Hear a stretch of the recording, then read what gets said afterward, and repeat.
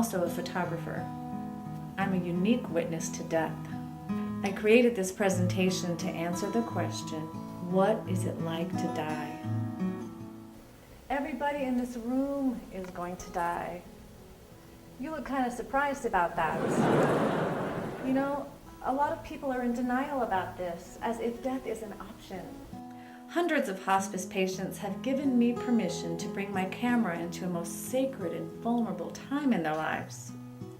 Many of these portraits have been taken on the last day of life, some even moments before their last breath. These beautiful portraits have frozen time to preserve a visual memory of love and connection indefinitely.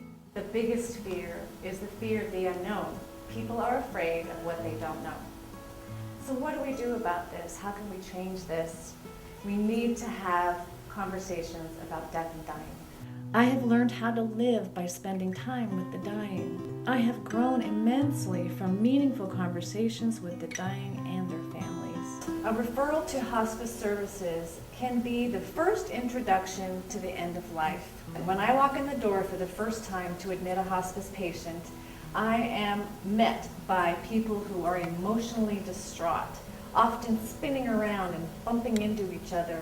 They have these deer-in-the-headlights looks on their faces, their shoulders are hiked up to here, and they're not exhaling. I'd also like to share some of the common struggles these families and loved ones experience so that when someone in your life is dying, you'll be more informed and hopefully less afraid.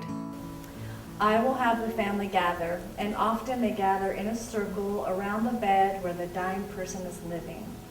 I tell them everything. I tell them from head to toe what's happening in that moment. I tell them why it's happening. I talk about what's going to happen in the next few minutes, hours, days, weeks, and even months. We talk about what the last breath looks like. I offer opportunities to answer questions, and beautiful conversations follow. I'm going to share these conversations with you today.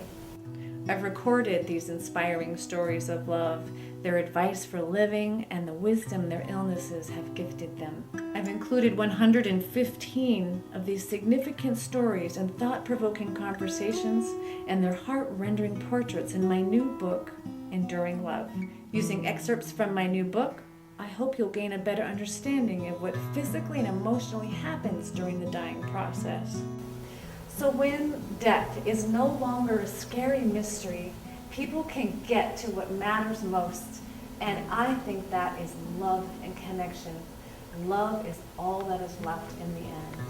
Most importantly, it is my sincere desire that you accept the invitation that Enduring Love offers to live and love fully while you are alive.